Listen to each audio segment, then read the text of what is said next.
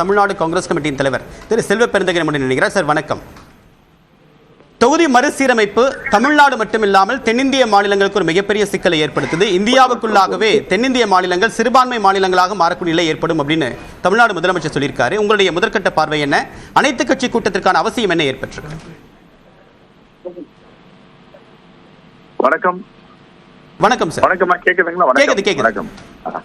தொகுதி மறுசீரமைப்பு அப்படின்றது தமிழ்நாட்டுக்கு மிகப்பெரிய பாதகத்தை ஏற்படுத்தும். தென்னிந்திய மாநிலங்கள் தமிழ்நாட்டிலேயே சிறுபான்மை மாநிலங்களாக மாறக்கூடிய நிலை ஏற்பட்டிருக்கு. அதனால் அனைத்து கட்சி கூட்டத்தில் தமிழ்நாடு முதலமைச்சர் அழைப்பு விடுத்திருக்காரு. அதுக்கான அவசியம் இப்ப என்ன ஏற்பட்டிருக்கு? மாண்புமிகு முதலமைச்சர் அவர்கள் தமிழ்நாட்டு மக்களுக்கு என்ன தீங்கு நடந்தாலும் எதிர்மறை நடந்தாலும் உடனடியாக அதற்கு தீர்வு காண்கின்ற நடவடிக்கையை தொடர்ந்து எடுத்து வருகிறார். அதன் தொடர்ச்சியாகத்தான் இப்பொழுது ஏறக்குறைய 39 நாடாளுமன்ற தொகுதிகள் இருக்கும் இடத்தில் இந்த நடவடிக்கை மறுசீரமைப்பு ஒன்றிய அரசு செய்தால் 8 நாடாளுமன்ற தொகுதிகள் காணாமல் போய்விடும். 39 31 மாறும். தென்னிந்தியா முழுவதும் இப்படி எல்லா மாநிலங்களிலும் மக்கள் தொகையை கணக்கெடுப்பின்படி இவர்கள் செய்து வருகிறார்கள். நாங்கள் கேட்கிறோம், மக்கள் தொகையை கட்டுப்படுத்த வேண்டும்.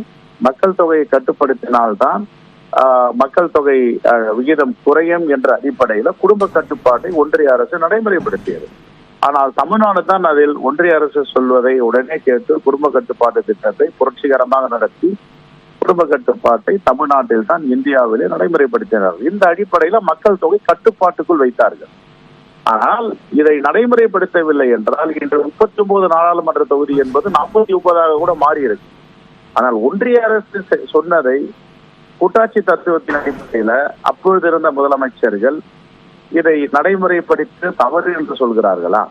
அப்பொழுது ஒரு சட்டம், இப்பொழுது ஒரு சட்டம் மாற்றி வந்தால் நமக்கு என்று மக்களுக்கான ஒரு சட்டம் இருக்கிறது. அதுதான் இந்திய அரசமைப்பு சட்டம். ஆகவே இவர்கள் தொடர்ந்து தென் மாநிலங்களையும் குறிப்பாக தமிழ் மாநிலத்தை குறிவைத்து தாக்குகிறார்கள்.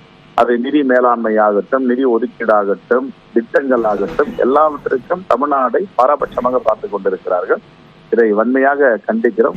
முதலமைச்சர் எடுக்கின்ற தொடர் நடவடிக்கை அனைத்திலும் காங்கிரஸ் பேரியக்கம் அவருக்கு உறுதுணையாக இருக்கும். இந்த நிகழ்ச்சியில அனைத்து கட்சி கூட்டத்தில் கலந்து கொள்ளும். இது மட்டும் இல்லாமல் நீட் போன்ற பிரச்சனைகள், நிதி ஒதுக்கீடு பிரச்சனை, மும்மொழி கொள்கை, புதிய கல்விக் கொள்கை, PMC திட்டம் இதெல்லாம் வாதிக்கப்படும். ஆகவே இதை வரவேற்கிறோம். இது தேவையான ஒன்று. தமிழ்நாட்டு மக்களுக்காக, தமிழ்நாடு எதிர்காலத்திற்காக அவர் செய்கின்ற தொடர் நடவடிக்கை தான். இந்த நடவடிக்கையை முழு மனதோடு வரவேற்கிறோம். கருத்துக்களுக்கு மிக்க நன்றி திரு செல்வ பெருந்தகை.